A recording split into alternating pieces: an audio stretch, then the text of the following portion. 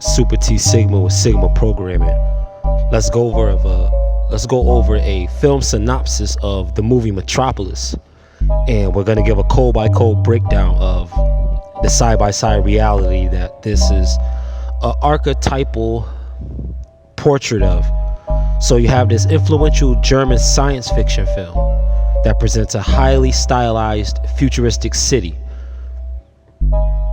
So the fact that it's a German science fiction film deals with paranormal and psychology, because psychology is what a lot of the first professions were of the higher upper echelons of society. They were highly schooled in the field of psychology and psychiatry. And when you add a narrative to it, which is what science fiction is, right? It's basically an allegory, an allegorical sketch. And this city is stylized, so it's full of style. Just like the world today, full of different styles, and it's futuristic. Everybody may not be in the same geographical futuristic city. I understand that.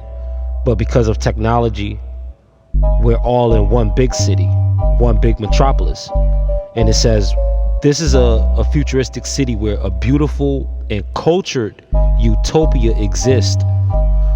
Beautiful. So it's full of aesthetics, full of distractions, full of advertisements. But not all advertisements in and of themselves are bad, you understand.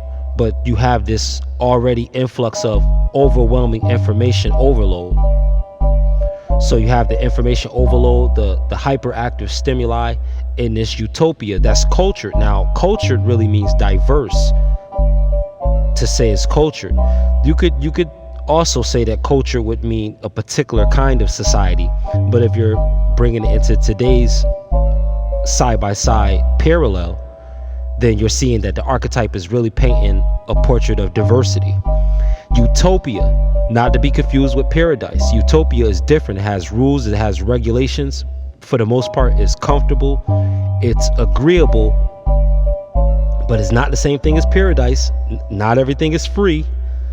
It's not all on the house. It's not life on the beach. You're not walking off into the sunset. It's a utopia. The backdrop, the setting, the foreground and the background is beautiful.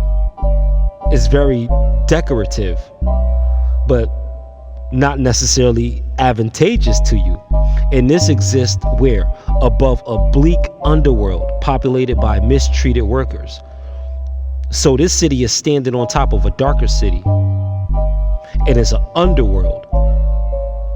So the underworld is all of the underprivileged, whoever's not living on top of the world, whoever doesn't have access to the clubs, whoever doesn't have access to the money, access to the resources, access to the same kinds of social circles, access to the same kinds of opportunities. That's an underworld to that overworld.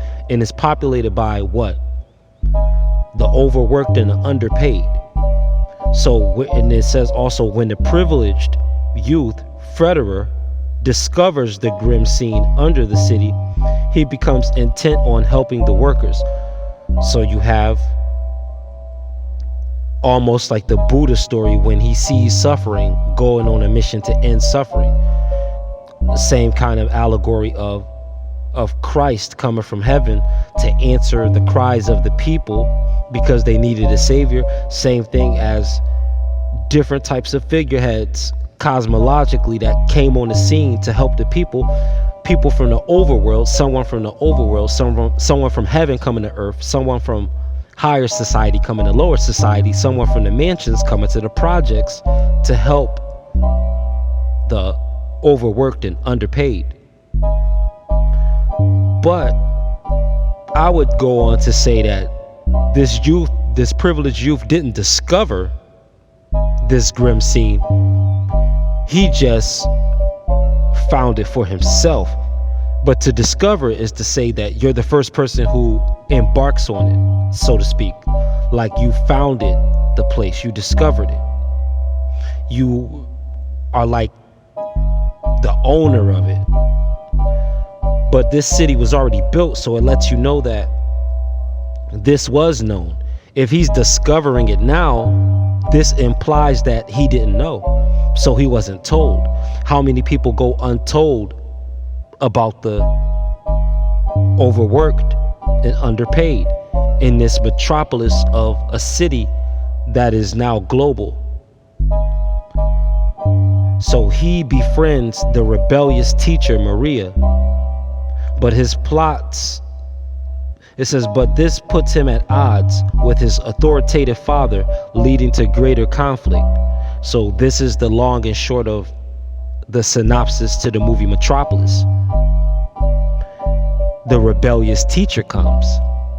Now you enter difference of opinions, difference of perspectives. These things might represent rebellion to which you may have been brought up to prior global society, prior to social media. What you're learning on there now might be considered rebellion, and those who present it to you might be considered rebellious teachers. And this puts you at odds with not your authoritarian father. Authoritarian is a parenting style that leaves you with no options, no choice, no room for even conflict or say so. But authoritative gives you the option, although leaning toward guiding you in the parent's chosen direction, but giving you wiggle room. That's authoritative. So him joining the side of rebellion, it doesn't necessarily bring violent odds, is what this synopsis is pointing to. I haven't seen the movie, but I'm just going off of what the reading of the synopsis entails. He's at odds with an authoritative father. So with that, there's going to be perhaps some of the father trying to understand why his decision to do this, trying to convince him, use techniques of persuasion. We're going back into, because remember, this is a German science fiction film, so we're dealing with psychological, and one of the tactics in psychology is persuasion. And this leads to what? Greater conflict, because it's a combination of the old school coming up against the new school, combination of the familiar and the unfamiliar, a combination of what is always known versus foreign territory, the combination of the nest versus stretching out your wings toward the best. Super T Sigma, conquer the city.